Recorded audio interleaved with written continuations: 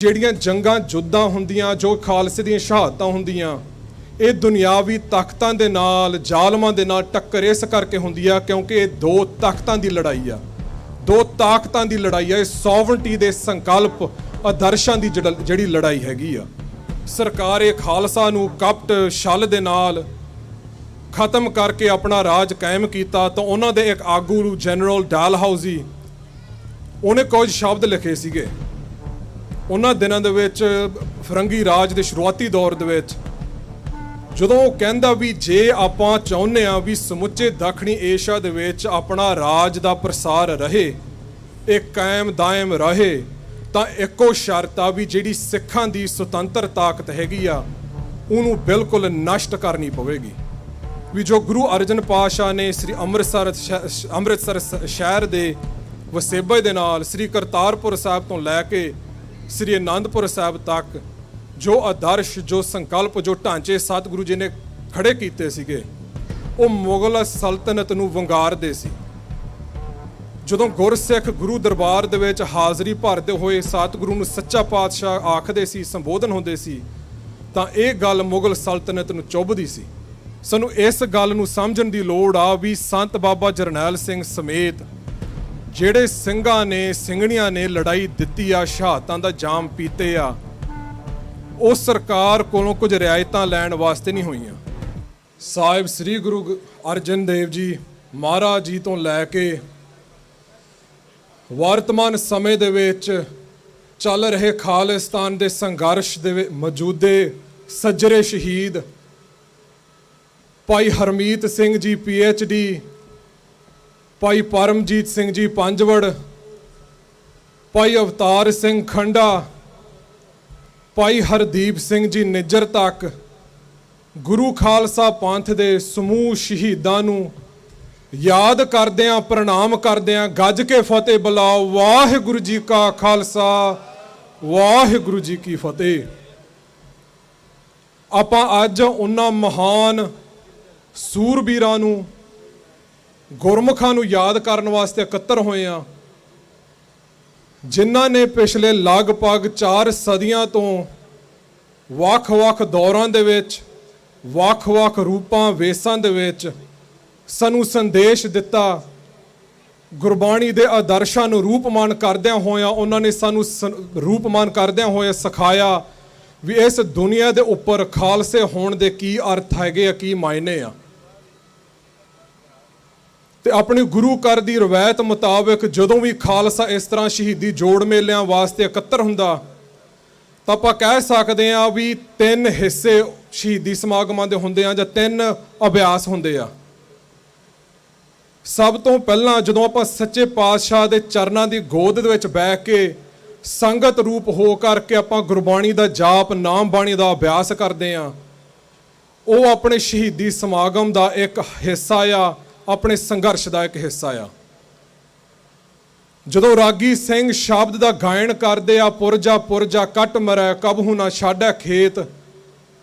ਇਹ ਨਾ ਹੀ ਸਿਰਫ ਇੱਕ ਰਸਮ ਆ, ਨਾ ਹੀ ਇਹ ਕੋਈ ਇੰਟੈਲੈਕਚੁਅਲ ਜਾਂ ਲੌਜਿਕ ਸਿੱਖਿਆ ਜਾਂ ਉਪਦੇਸ਼ ਆ। ਜਦੋਂ ਗੁਰਸਿੱਖ ਗੁਰੂ ਸਾਹਿਬ ਦੇ ਦਰਬਾਰ ਦੇ ਵਿੱਚ ਗੁਰਬਾਣੀ ਦਾ ਜਾਪ ਕਰਦੇ ਆ, ਜਦੋਂ ਪਾਰਸ ਕਲਾ ਵਰਤਦੀ ਆ, ਇਹ ਸ਼ਬਦ ਜਦੋਂ ਆਪਣੇ ਹਿਰਦਿਆਂ ਦੇ ਵਿੱਚ ਵਸਦੇ ਆ, ਇਹਨਾਂ ਨੂੰ ਦ੍ਰਿੜਾ ਕੇ ਫੇਰ ਹੀ ਮੈਦਾਨੇ ਜੰਗ ਦੇ ਵਿੱਚ ਸੰਤ ਬਾਬਾ ਜਰਨੈਲ ਸਿੰਘ ਤੇ ਉਹਨਾਂ ਦੇ ਸਾਥੀ ਸਿੰਘਾਂ ਵਾਂਗ ਉਹ ਜੂਝ ਮਰ ਕੇ ਸ਼ਹਾਦਤ ਦਾ ਜਾਮ, ਸ਼ਹਾਦਤ ਦਾ ਰੁਤਬਾ ਹਾਸਲ ਹੁੰਦੇ ਆ। ਜਿਹੜੇ ਸ਼ਹੀਦੀ ਜੋੜ ਮੇਲੇ ਦਾ ਜਿਹੜਾ ਦੂਜਾ ਹਿੱਸਾ ਹੁੰਦਾ, ਜਦੋਂ ਆਪਾਂ ਆਪਣੇ ਗਿਆਨੀ ਸਿੰਘਾਂ ਪਾਸੋਂ ਇਤਿਹਾਸ ਸਰਵਣ ਕਰਦੇ ਆ, ਤੇ ਤੀਜਾ ਨੁਕਤਾ, ਤੀਜਾ ਅਭਿਆਸ ਵੀ ਜਦੋਂ ਗੁਰੂ ਖਾਲਸਾ ਪੰਥ ਦੀਆਂ ਫੌਜਾਂ ਸਿਰ ਜੋੜ ਕੇ ਆਪਣੇ ਮੌਜੂਦਾ ਹਾਲਾਤਾਂ ਦਾ ਮੁਲਾਂਕਣ ਕਰਦਿਆਂ ਹੋਏ ਭਵਿੱਖ ਦੀ ਰਣਨੀਤੀ ਤੈਅ ਕਰਦੀਆਂ। ਪਰ ਇਹ ਜਿਹੜਾ ਤੀਜਾ ਕਾਰਜ ਹੈਗਾ, ਤੀਜਾ ਕਰਮ ਸਫਲਾ ਤਾਂ ਹੀ ਹੋ ਸਕਦਾ ਜੇ ਆਪਣੇ ਪਹਿਲੇ 2 ਨੁਕਤੇ ਆਪਣੇ ਪੂਰੇ ਹੋਣ। ਜਦੋਂ ਆਪਾਂ ਪਿਛਲੇ ਸਾਲ ਦੀਆਂ ਘਟਨਾਵਾਂ ਵੇਖਦੇ ਹਾਂ, ਭਾਈ ਪਰਮਜੀਤ ਸਿੰਘ ਜੀ ਪੰਜਵੜ, ਭਾਈ ਖੰਡਾ, ਭਾਈ ਹਰਦੀਪ ਸਿੰਘ ਦੀ ਸ਼ਹਾਦਤ ਨੂੰ ਆਪਾਂ ਦੇਖਦੇ ਹਾਂ, ਤਾਂ ਸਾਨੂੰ ਸਪਸ਼ਟ ਸੰਕੇਤ ਇਹ ਮਿਲਦੇ ਆ ਵੀ ਜਿਹੜੀ ਜੂਨ 84 ਦੇ ਵਿੱਚ ਆਪਣੇ ਸੁਤੰਤਰ ਰਾਜ ਖਾਲਿਸਤਾਨ ਦੀ ਕਾਇਮੀ ਵਾਸਤੇ ਜਿਹੜੀ ਪਹਿਲੀ ਲੜਾਈ ਲੜੀ ਗਈ ਆ, ਉਹ ਜੰਗ ਜਾਰੀ ਹੈ ਤੇ ਉਹ ਜੰਗ ਜਾਰੀ ਰਹੇਗੀ। ਪਰ ਜਦੋਂ ਆਪਾਂ ਹੁਣ ਇਸ ਚੱਲ ਰਹੇ ਸੰਘਰਸ਼ ਦੇ ਅਗਲੇ ਪੜਾਅ ਦੇ ਵਿੱਚ ਆਪਾਂ ਦਾਖਲ ਹੋ ਚੁੱਕੇ ਹਾਂ, ਇਸ ਪਿਛਲੀਆਂ 3 ਸ਼ਹਾਦਤਾਂ ਨਾਲ, ਇਹ ਬਹੁਤ ਜ਼ਿਆਦਾ ਜ਼ਰੂਰੀ ਆ ਵੀ ਜੋ ਜੂਨ 84 ਜੋ ਸਿੱਖਾਂ ਦਾ ਵਰਤਮਾਨ ਤੇ ਭਵਿੱਖ ਦਾ ਕੇਂਦਰ ਬਿੰਦੂ ਆ, ਉਹ ਗੁਰਮਤ ਦੇ ਨਜ਼ਰੀਏ ਤੋਂ, ਗੁਰਮਤ ਦੀ ਕਸਵੱਟੀ ਤੇ ਆਪਾਂ ਉਸ ਦੀ ਵਿਆਖਿਆ ਕਰਕੇ ਤਾਂ ਹੀ ਆਪਾਂ ਉਸ ਤੋਂ ਸੇਧ, ਉਸ ਤੋਂ ਆਪਾਂ ਸਬਕ ਲੈ ਸਕਾਂਗੇ। ਸੋ ਜਿਹੜੇ ਆਪਣੇ ਸ਼ਹੀਦੀ ਸਾਕੇ ਆਪਣੇ ਇਤਿਹਾਸ ਦੇ ਵਿੱਚ ਵਾਪਰੇ ਆ, ਗੁਰੂ ਅਰਜਨ ਪਾਤਸ਼ਾਹ ਜੀ ਦੀ ਸ਼ਹਾਦਤ ਤੋਂ ਲੈ ਕੇ ਜੂਨ 84 ਤੇ ਮੌਜੂਦਾ ਸ਼ਹੀਦਾਂ ਤੱਕ, ਸਾਨੂੰ ਇੱਕ ਗੱਲ ਪੱਲੇ ਬੰਨ੍ਹ ਲੈਣੀ ਚਾਹੀਦੀ ਆ ਵੀ ਇਹ ਇਹਨਾਂ ਦੇ ਪਾਵੇਂ ਜੋ ਮਰਜ਼ੀ ਵਕਤੀ ਕਾਰਨ ਹੋ ਸਕਦੇ ਆ, ਪਰ ਇਹ ਨਾ ਹੀ ਕੋਈ ਸੱਭਿਆਚਾਰਕ ਜਾਂ ਫਿਰਕੇ ਦੇ ਰੌਲੇ ਕਰਕੇ ਹੋਈਆਂ, ਨਾ ਹੀ ਕੋਈ ਸ਼ਖਸੀਅਤ ਦੇ ਟਕਰਾਅ ਕਰਕੇ ਹੋਈਆਂ, ਨਾ ਕਿਸੇ ਵੀ ਸਰਕਾਰ ਤੋਂ ਰਿਆਇਤਾਂ ਲੈਣ ਖਾਤਰ ਲੜਾਈ ਲੜੀ ਗਈ ਆ। ਇਹ ਜਿਹੜੀਆਂ ਜੰਗਾਂ ਜੁੱਦਾਂ ਹੁੰਦੀਆਂ, ਜੋ ਖਾਲਸੇ ਦੀਆਂ ਸ਼ਹਾਦਤਾਂ ਹੁੰਦੀਆਂ, ਇਹ ਦੁਨਿਆਵੀ ਤਾਕਤਾਂ ਦੇ ਨਾਲ, ਜ਼ਾਲਮਾਂ ਦੇ ਨਾਲ ਟੱਕਰ ਇਸ ਕਰਕੇ ਹੁੰਦੀ ਆ ਕਿਉਂਕਿ ਇਹ 2 ਤਾਕਤਾਂ ਦੀ ਲੜਾਈ ਆ, 2 ਤਾਕਤਾਂ ਦੀ ਲੜਾਈ ਆ। ਇਹ ਸੋਵਰਨਟੀ ਦੇ ਸੰਕਲਪ, ਆਦਰਸ਼ਾਂ ਦੀ ਜਿਹੜੀ ਲੜਾਈ ਹੈਗੀ ਆ। ਜਦੋਂ 1849 ਤੋਂ ਬਾਅਦ ਜਦੋਂ ਫਰੰਗੀ ਨੇ ਪੰਜਾਬ ਦੀ ਧਰਤੀ ਉੱਪਰ ਕਬਜ਼ਾ ਕੀਤਾ, ਸਰਕਾਰ ਖਾਲਸਾ ਨੂੰ ਕਪਟ ਛਲ ਦੇ ਨਾਲ ਖਤਮ ਕਰਕੇ ਆਪਣਾ ਰਾਜ ਕਾਇਮ ਕੀਤਾ, ਤਾਂ ਉਹਨਾਂ ਦੇ ਇੱਕ ਆਗੂ ਜਨਰਲ ਡਾਲਹਾਊਜ਼ੀ, ਉਹਨੇ ਕੁਝ ਸ਼ਬਦ ਲਿਖੇ ਸੀਗੇ ਉਹਨਾਂ ਦਿਨਾਂ ਦੇ ਵਿੱਚ, ਫਰੰਗੀ ਰਾਜ ਦੇ ਸ਼ੁਰੂਆਤੀ ਦੌਰ ਦੇ ਵਿੱਚ, ਜਦੋਂ ਉਹ ਕਹਿੰਦਾ ਵੀ ਜੇ ਆਪਾਂ ਚਾਹੁੰਦੇ ਹਾਂ ਵੀ ਸਮੁੱਚੇ ਦੱਖਣੀ ਏਸ਼ੀਆ ਦੇ ਵਿੱਚ ਆਪਣਾ ਰਾਜ ਦਾ ਪ੍ਰਸਾਰ ਰਹੇ, ਇਹ ਕਾਇਮ ਦਾਇਮ ਰਹੇ, ਤਾਂ ਇੱਕੋ ਸ਼ਰਤ ਆ ਵੀ ਜਿਹੜੀ ਸਿੱਖਾਂ ਦੀ ਸੁਤੰਤਰ ਤਾਕਤ ਹੈਗੀ ਆ, ਉਹਨੂੰ ਬਿਲਕੁਲ ਨਸ਼ਟ ਕਰਨੀ ਪਵੇਗੀ। ਸੋ ਇਸ ਹੀ ਤਰਜ਼ ਦੇ ਉੱਪਰ ਜਦੋਂ ਜੂਨ 84 ਦਾ ਹਮਲਾ ਸ੍ਰੀ ਦਰਬਾਰ ਸਾਹਿਬ ਤੇ ਹੁੰਦਾ, ਉਹ ਸਿਰਫ ਦਰਬਾਰ ਸਾਹਿਬ ਤੇ ਨਹੀਂ ਹੁੰਦਾ, ਸਗੋਂ ਤਕਰੀਬਨ 70 ਹੋਰ ਗੁਰਦੁਆਰੇ ਸਾਹਿਬਾਨਾਂ ਉੱਪਰ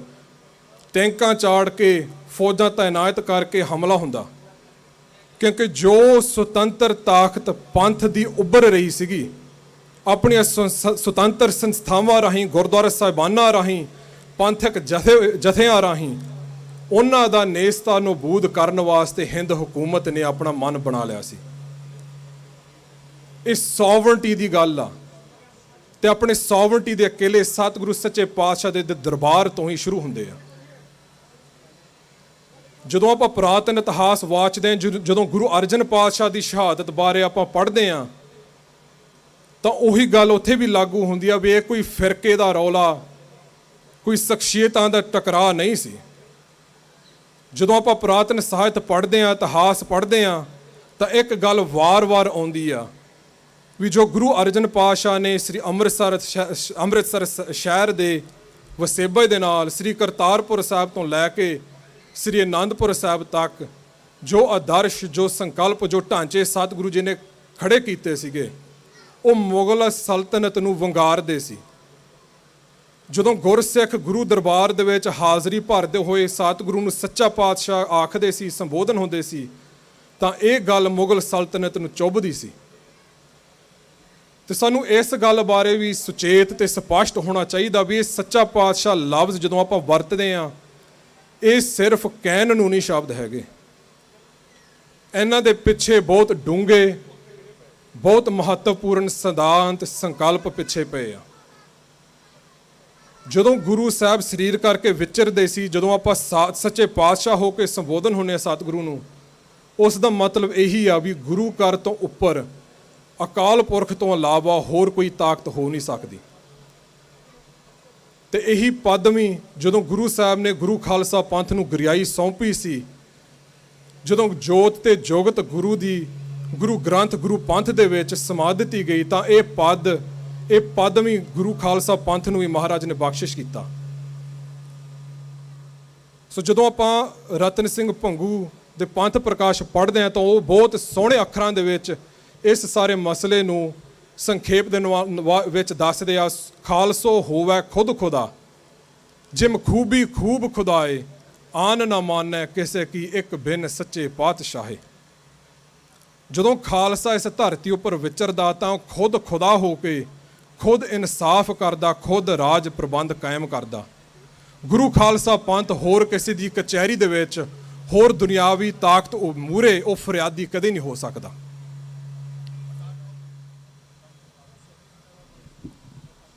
तो जदों आपां इस पातशाही दावे की गल करते हैं, जदों इस खुद खुदा हो के विचरण की गल करते हैं, तो यह भी गल स्पष्ट करनी चाहिए भी ये पातशाही के दावे दे मनोरथ की है, ਇਹਦਾ निशाना की है, ਇਹਦਾ कारण की है। तो गुरु हरगोबिंद पातशाह के बचन इतिहास ਦੇ ਵਿੱਚ ਦਰਜ ਹੈ ਕਿ ਜਦੋਂ ਜੰਗਾਂ ਯੁੱਧਾਂ ਦਾ ਸਮਾਂ ਸ਼ੁਰੂ ਹੋਇਆ,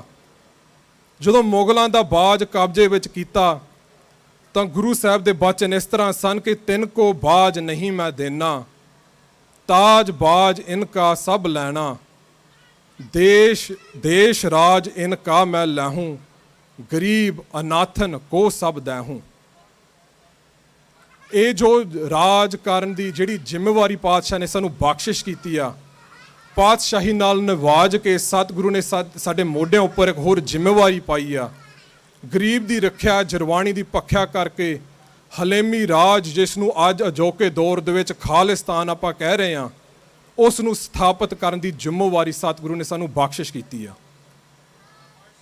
सो जदों आपां जून 84 दी गाथा नूं आपां पढ़दे आ, समझदे आ, सुणदे आ, सानू इस गल नूं समझण दी लोड़ आ भी संत बाबा जरनैल सिंह समेत ਜਿਹੜੇ ਸਿੰਘਾਂ ने ਸਿੰਘਣੀਆਂ ने लड़ाई दित्ती आ, शहादतां दा जाम पीते आ, ਉਹ ਸਰਕਾਰ ਕੋਲੋਂ ਕੁਝ ਰਿਆਇਤਾਂ ਲੈਣ ਵਾਸਤੇ ਨਹੀਂ ਹੋਈਆਂ, ਪਾਣੀਆਂ ਦੇ ਹੱਕ ਲੈਣ ਵਾਸਤੇ ਨਹੀਂ ਹੋਈਆਂ। ਇਹ ਖੁਦ ਖੁਦਾ ਹੋ ਕੇ ਵਿਚਰਦੇ ਆ, ਜਦੋਂ ਦੋਖੀਆਂ ਦਾ ਨਾਸ ਕਰਕੇ ਇਨਸਾਫ ਆਪਣੇ ਹੱਥੀਂ ਕੀਤਾ ਤੇ ਜੋ ਰਾਜ ਕਾਇਮ ਕਰਨਾ ਇਸ ਧਰਤੀ ਉੱਪਰ, ਉਹਦੀਆਂ ਨੀਹਾਂ ਉਹਨਾਂ ਨੇ ਰੱਖਣੀਆਂ ਸ਼ੁਰੂ ਕੀਤੀਆਂ। ਪੰਥ ਨੂੰ ਸੰਗਤ ਦਾ ਆਧਾਰ ਬਣਾ ਕੇ ਜਥੇ ਕਾਇਮ ਕਰਕੇ ਜਿਨ੍ਹਾਂ ਨੇ ਦੁਸ਼ਟਾਂ ਦਾ ਨਾਸ ਕਰਦਿਆਂ ਹੋਇਆ ਗਰੀਬ ਦੀ ਰੱਖਿਆ, ਜਰਵਾਣੀ ਦੀ ਭੱਖਿਆ ਕੀਤੀ, ਸਰਬੱਤ ਦੇ ਭਲੇ ਵਾਸਤੇ ਲੋਕਾਂ ਦੀ ਸੇਵਾ ਕੀਤੀ ਤੇ ਰਾਜ ਦੇ ਨਿਸ਼ਾਨ ਇਸ ਧਰਤੀ ਉੱਪਰ ਗੱਡ ਦਿੱਤੇ। ਭਵਿੱਖ ਵਾਸਤੇ ਅਗਲੇ ਇਸ ਪੰਧ ਨੂੰ ਸਰ ਕਰਨ ਵਾਸਤੇ ਸਾਨੂੰ ਇਹੀ ਗੱਲ ਪੱਲੇ ਬੰਨ੍ਹ ਲੈਣ ਦੀ ਲੋੜ ਹੈਗੀ ਆ। ਜਦੋਂ ਇਤਿਹਾਸ ਵੇਖਦੇ ਆ, ਜਦੋਂ ਵੀ ਇਸ ਦੁਨੀਆ ਦੇ ਨਕਸ਼ੇ ਬਦਲੇ ਆ, ਭਾਵੇਂ 18ਵੀਂ ਸਦੀ ਦੀ ਗੱਲ ਹੋਵੇ, ਭਾਵੇਂ 1947 ਦੀ ਗੱਲ ਹੋਵੇ, ਕੁਝ ਲੱਛਣ ਹੁੰਦੇ ਆ ਆਪਣੇ ਆਲੇ ਦੁਆਲੇ, ਆਪਣੇ ਮਾਹੌਲ ਦੇ। 18ਵੀਂ ਸਦੀ ਦੇ ਵਿੱਚ ਜੋ ਅੰਤਰਰਾਸ਼ਟਰੀ ਮਾਹੌਲ ਬਣਿਆ ਸੀਗਾ, ਜੋ ਬਾਹਰੋਂ ਹਮਲਾਵਰ ਆ ਕੇ ਇਸ ਖਿੱਤੇ ਪੰਜਾਬ ਦੱਖਣੀ ਏਸ਼ੀਆ ਦੇ ਖਿੱਤੇ ਉੱਪਰ ਜਿਹੜੇ ਹਮਲੇ ਹੋ ਰਹੇ ਸੀਗੇ, ਜੋ ਮੁਗਲ ਸਲਤਨਤ ਦੇ ਵਿੱਚ ਜੋ ਉਹਨਾਂ ਦੀ ਆਪਸੀ ਤਣਾਅ ਖਿੱਚੋਤਾਣ ਚੱਲ ਰਹੀ ਸੀ, ਮੁਗਲ ਸਲਤਨਤ ਜਰਜਰਾ ਹੋ ਰਹੀ ਸੀ, ਤੇ ਨਾਲ ਹੀ ਅਵਾਮ ਜ਼ਾਲਮ ਕਰਕੇ, ਜ਼ੁਲਮ ਕਰਕੇ ਉਹ ਦੁਖੀ ਸੀ। ਤਾਂ ਉਸ ਵੇਲੇ ਖਾਲਸੇ ਨੇ ਰਾਜ ਕਾਇਮ ਕੀਤਾ। 47 ਦੇ ਵਿੱਚ ਜਦੋਂ ਦੁਨੀਆ ਦਾ ਨਕਸ਼ਾ ਫਿਰ ਬਦਲਿਆ, ਇਹੋ ਜਿਹੇ ਕੌਮਾਂਤਰੀ ਹਾਲਾਤ ਬਣੇ, ਦੱਖਣੀ ਏਸ਼ੀਆ ਦੇ ਵਿੱਚ ਤਣਾਅ ਖਿੱਚੋਤਾਣ ਵਧੇ, ਅਵਾਮ ਦੁਖੀ ਸੀ, ਤਾਂ ਉਦੋਂ ਵੀ ਇੱਥੇ ਹੋਰ ਕੋਈ ਰਾਜ ਬਣਾ ਕੇ ਬਹਿ ਗਿਆ। 18ਵੀਂ ਸਦੀ ਦਾ ਜੋ ਖਾਲਸਾ ਰਾਜ ਸਿਰਜਿਆ ਗਿਆ ਤੇ 47 ਦੇ ਵਿੱਚ ਜੋ ਮੌਕਾ ਖੁੰਝ ਗਿਆ, ਉਹਦੇ ਵਿੱਚ ਇੱਕ ਸਿਫਤੀ ਤਬਦੀਲੀ, ਉਹ ਇੱਕ ਫਰਕ ਆ ਖਾਸ। 18ਵੀਂ ਸਦੀ ਦੇ ਵਿੱਚ ਗੁਰੂ ਖਾਲਸਾ ਪੰਥ ਦੀਆਂ ਫੌਜਾਂ ਨੇ ਖੁਦ ਖੁਦਾ ਹੋ ਕੇ ਇਸ ਧਰਤੀ ਤੇ ਉੱਪਰ ਵਿਚਰਦੇ ਆ, ਮਿਸਲਾਂ ਦੇ ਰਾਜ ਵੇਲੇ ਰਾਖੀ ਪ੍ਰਬੰਧ ਕਾਇਮ ਕਰਕੇ ਉਹ ਰਾਜ ਦੀਆਂ ਨੀਹਾਂ ਖੁਦ ਰੱਖੀਆਂ, ਖੁਦ ਚਿਣੀਆਂ। 47 ਦੇ ਵਿੱਚ ਕੁਝ ਇਲੈਕਸ਼ਨ, ਕੁਝ ਚੋਣਾਂ ਦੀਆਂ ਪਾਰਟੀਆਂ ਤੇ ਟੇਕ ਰੱਖ ਕੇ ਇੱਕ ਹੋਰ ਤਾਕਤ ਅੱਗੇ ਆਪਾਂ ਫਰਿਆਦ ਕਰਨ ਲੱਗੇ ਸੀ ਵੀ ਤੁਸੀਂ ਸਾਨੂੰ ਰਾਜ ਦੇ ਦੇਵੋ। ਇਸ ਕਰਕੇ ਇੱਕ ਸਾਥੋਂ ਮੌਕਾ ਖੁੰਝ ਗਿਆ। ਤੇ ਅੱਜ ਦੇ ਸੰਦਰਭ ਦੇ ਵਿੱਚ ਜਦੋਂ ਲਗਭਗ ਉਹੀ ਹਾਲਾਤ ਇੰਟਰਨੈਸ਼ਨਲ, ਡੋਮੈਸਟਿਕ ਤੇ ਪੰਜਾਬ ਦੇ ਵਿੱਚ ਚੱਲ ਰਹੇ ਆ, ਜਦੋਂ ਆਪਾਂ ਗੱਲ ਕਰਦੇ ਹਾਂ ਵੀ ਜੰਗ ਜਾਰੀ ਆ, ਜੰਗ ਜਾਰੀ ਰਹੇਗੀ, ਜਦੋਂ ਆਪਾਂ ਇਸ ਸੰਘਰਸ਼ ਦੇ ਅਗਲੇ ਪੜਾਅ ਦੀ ਆਪਾਂ ਗੱਲ ਕਰਦੇ ਹਾਂ, ਤਾਂ ਸਾਨੂੰ ਇਸੇ ਗੱਲ ਉੱਪਰ ਸਾਨੂੰ ਗੌਰ ਕਰਨ ਦੀ ਲੋੜ ਆ। ਜੂਨ 84 ਤੋਂ ਬਾਅਦ ਜਦੋਂ ਇੰਡੀਅਨ ਹਕੂਮਤ ਨੇ ਟੈਂਕਾਂ ਤੋਪਾਂ ਚਾੜ ਕੇ ਸ੍ਰੀ ਅਕਾਲ ਤਖਤ ਸਾਹਿਬ ਢੇਰੀ ਕਰ ਦਿੱਤਾ ਸੀ, ਤਾਂ ਲਗਭਗ 1.5 ਸਾਲ ਬਾਅਦ ਗੁਰੂ ਖਾਲਸਾ ਪੰਥ ਦੁਬਾਰਾ ਉਸੇ ਹੀ ਸਥਾਨ ਤੇ ਇਕੱਤਰ ਹੋਇਆ ਤੇ ਆਪਣੇ ਸੰਘਰਸ਼ ਦਾ ਅਗਲਾ ਦੌਰ ਐਲਾਨ ਕਰਕੇ ਉਹਦੀ ਤਿਆਰੀ ਵਿੱਢੀ ਤੇ ਉਹਦੇ ਕਦਮ ਪੁੱਟੇ। ਜਦੋਂ ਆਪਾਂ ਉਸ 1986 ਦੇ ਸਰਬੱਤ ਖਾਲਸੇ ਦੇ ਗੁਰਮਤਿਆਂ ਨੂੰ ਪੜ੍ਹਦੇ ਹਾਂ, ਤਾਂ ਇੱਕ ਗੱਲ ਟੁੰਬਦੀ ਆਪਣੇ ਮਨਾਂ ਨੂੰ, ਜਦੋਂ ਗੁਰਮਤਿਆਂ ਦੇ ਵਿੱਚ ਇਸ ਤਰ੍ਹਾਂ ਦੀ ਸ਼ਬਦਾਵਲੀ ਲਿਖੀ ਗਈ ਵੀ ਇੱਕ ਓਂਕਾਰ ਸਤਨਾਮ ਦੇ ਧਾਰਨੀ ਸਿੱਖਾਂ ਲਈ ਧਰਮ,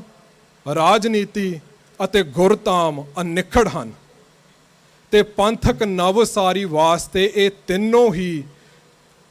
ਸ਼ੈ, ਇਹ ਤਿੰਨੋਂ ਹੀ ਅਭਿਆਸ, ਇਹ ਤਿੰਨੋਂ ਹੀ ਅਸਥਾਨ ਤੇ ਕਰਮ ਸਿੱਖਾਂ ਵੱਲੋਂ ਵਰਤੇ ਜਾਣਗੇ ਤੇ ਆਪਣਾ ਜਿਹੜਾ ਕਿਲਾ, ਆਪਣੀ ਸ਼ੁਰੂਆਤ ਆਪਣੇ ਗੁਰਧਾਮਾਂ ਤੋਂ ਹੋਵੇਗੀ।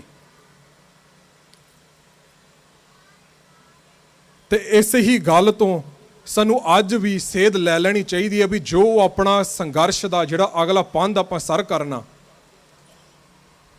ਉਹ ਗੁਰੂ ਦਰਬਾਰ ਤੋਂ, ਆਪਣੇ ਗੁਰਧਾਮਾਂ ਤੋਂ, ਆਪਣੀ ਸੁਤੰਤਰ ਸੰਸਥਾਵਾਂ ਤੋਂ ਹੀ ਆਪਣੀ ਸ਼ੁਰੂਆਤ ਹੋਣੀ ਹੈ। ਗਿਆਨੀ ਜੀ ਜਦੋਂ ਕੁਝ ਸਮਾਂ ਪਹਿਲਾਂ ਆਪਣੀਆਂ ਵਿਚਾਰਾਂ ਰੱਖਦੇ ਸੀਗੇ ਤਾਂ ਉਹਨਾਂ ਨੇ ਇੱਕ ਛੋਟੀ ਜਿਹੀ ਗੱਲ ਆਖੀ ਸੀਗੀ। ਉਹਨਾਂ ਨੇ ਇੱਕ ਫਰਕ ਕੀਤਾ ਵੀ ਇਸ ਸਟੇਜ ਉੱਪਰ ਆਪਣੇ ਕੁਝ ਧਾਰਮੀ ਆਗੂ ਹੈਗੇ ਤੇ ਆਪਣੇ ਕੁਝ ਰਾਜਸੀ ਆਗੂ ਹੈਗੇ ਆ। ਗੱਲ ਛੋਟੀ ਜੀ ਹੈਗੀ ਆ ਪਰ ਬਹੁਤ ਕੁਝ ਸਪਸ਼ਟ ਵੀ ਕਰ ਦਿੰਦੀ ਆ ਵੀ ਇਹ ਜਿਹੜੀ ਵਿੱਥ ਬਣ ਚੁੱਕੀ ਆ, ਜਿਹੜਾ ਗੈਪ, ਜਿਹੜਾ ਪਾੜਾ ਪੈ ਚੁੱਕਾ, ਜਿੰਨਾ ਚਿਰ ਤੱਕ ਆਪਾਂ ਇਸ ਨੂੰ ਪੂਰਦੇ ਨਹੀਂ ਤਾਂ ਜਿਹੜੀ ਆਪਣੇ ਸੰਘਰਸ਼ ਦੇ ਵਿੱਚ ਖੜੋਤ ਕਾਫੀ ਚਿਰ ਤੋਂ ਚੱਲ ਰਿਹਾ ਉਹਨੂੰ ਆਪਾਂ ਭੰਨ ਨਹੀਂ ਸਕਦੇ।